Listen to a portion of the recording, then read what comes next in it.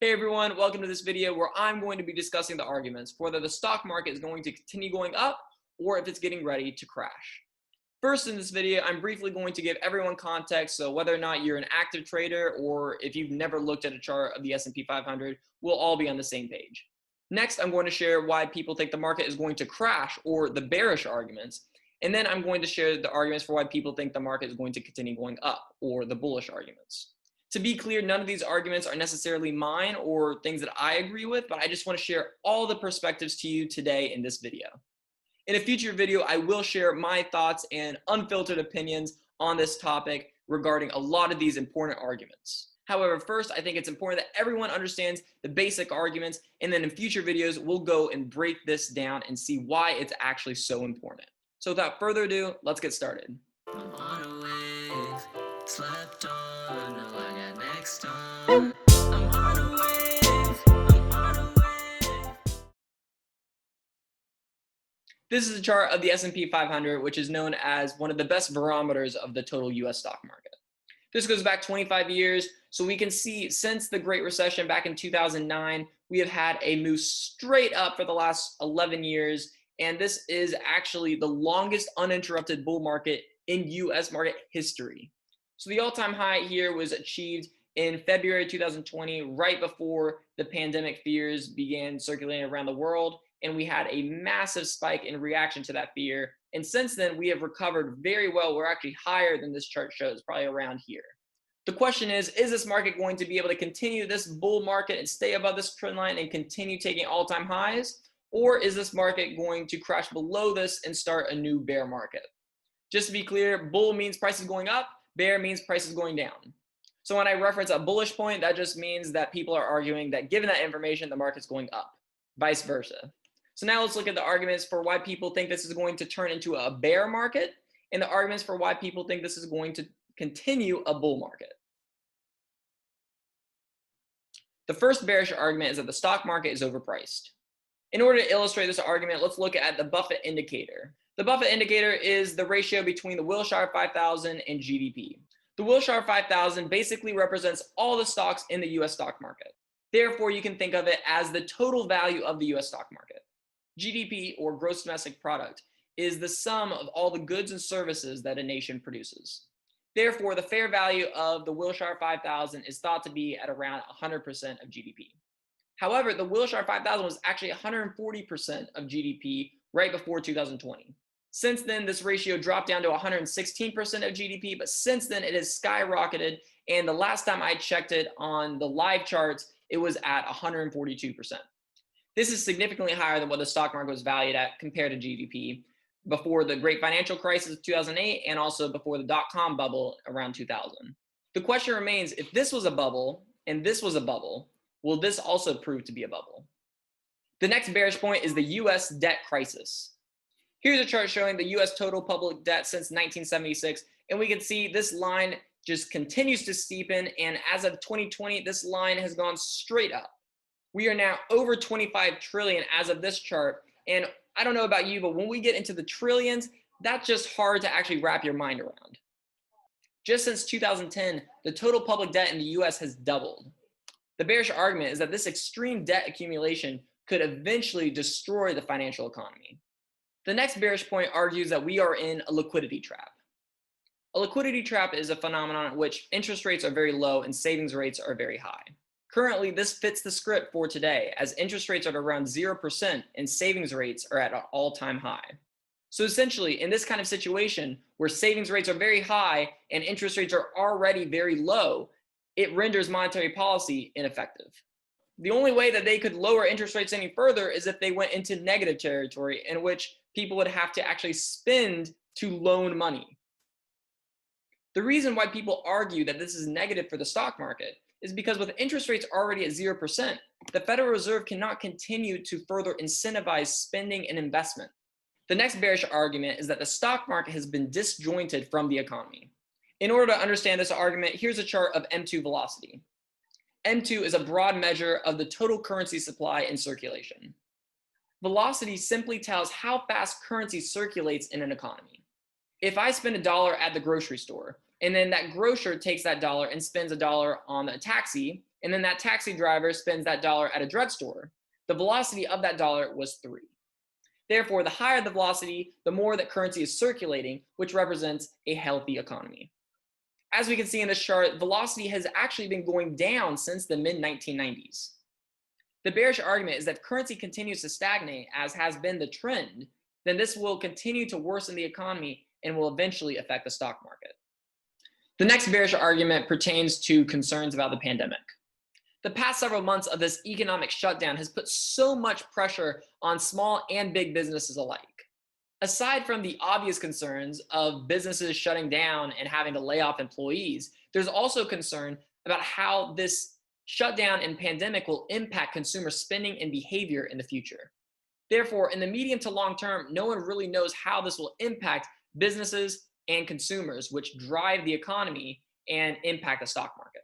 The bearish argument is that many businesses will fail in this new environment and that consumers will hold very tight onto their money. Therefore, this would hurt economic activity and crash the stock market. The next bearish argument is that investor confidence is too high. Warren Buffett has been quoted to say, "Be fearful when others are greedy, and be greedy when others are fearful."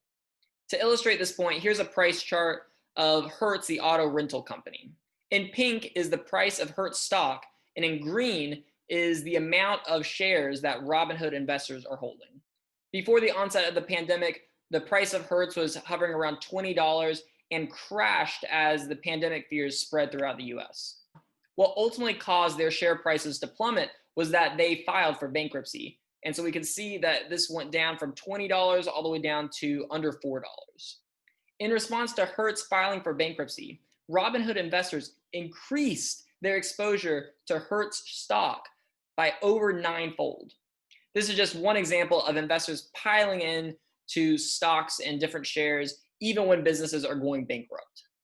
The bearish argument is that investors are piling into stocks without reason, and this is creating a bubble. The next bearish concern is the U.S. China trade deal. Many investors are crossing their fingers that the two biggest economic powers in the world today stay friendly. With the US being China's biggest customer of exports and China being the biggest source of imports for the US, both countries are incentivized to remain trade partners. However, as geopolitical tensions are increasing since the pandemic, there are a lot of concerns on whether or not a trade deal will be renewed. If there is a fallout with the trade deal, this would surely affect investor confidence. The last bearish argument is high unemployment. Here is a 20-year chart of the total unemployment rate in the US, or U3. This is a 20-year chart, and these shaded regions are past recessions. And here we have 2020, and this line just went straight up. There are obviously many concerns with high unemployment, but in regards to the stock market, as we have higher unemployment, there's less spending and less investment. The bearish argument is that if unemployment remains high, then these impacts to spending and investment will have direct impacts to the stock market. Now for the bullish arguments for investing in the stock market. The first bullish argument is long-term vision is key. In order to illustrate long-term vision, let's check out this article by Dave Ramsey on the 12% reality. The 12% figure comes from the average annual return on the S&P from 1923 all the way to 2016, which was exactly 12.25%. A 12% annual return is pretty phenomenal, but is that still a reality today?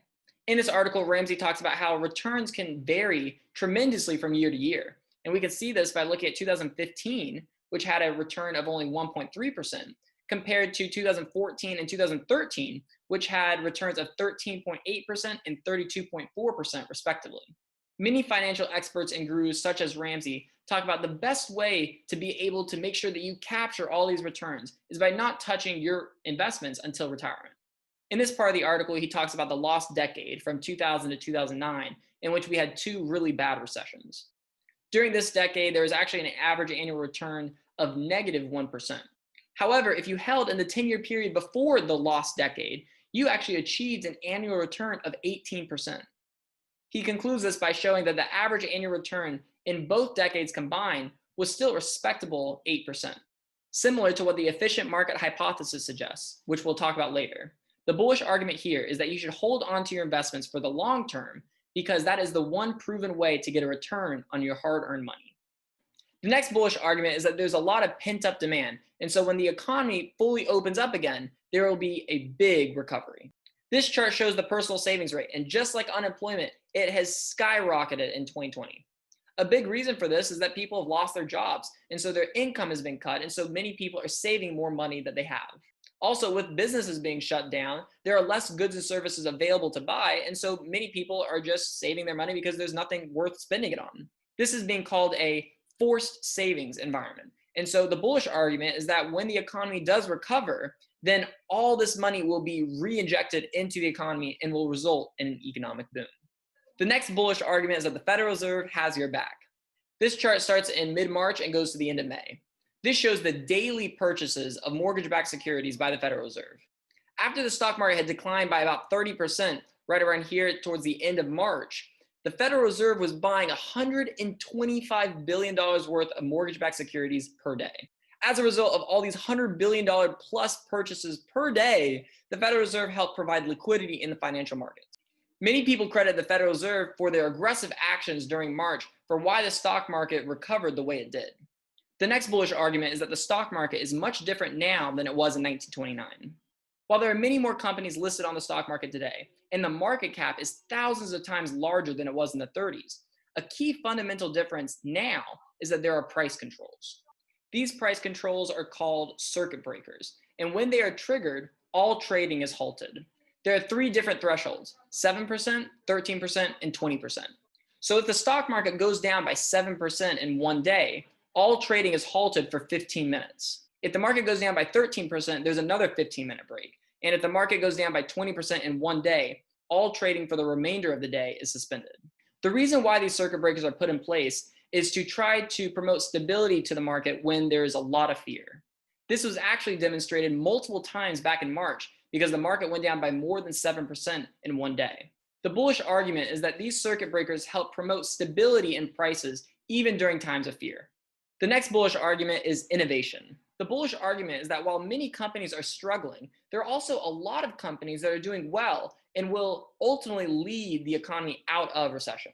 One such company is Zoom, which is the virtual meeting application that I'm actually using for this video. This service is allowing businesses to hold conferences even during stay-at-home orders.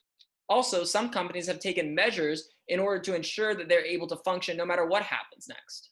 In fact, the CEO of Twitter announced that Twitter employees have the option of working from home forever. Many bulls are saying that actions like these are actually going to make companies stronger and more resilient in the future.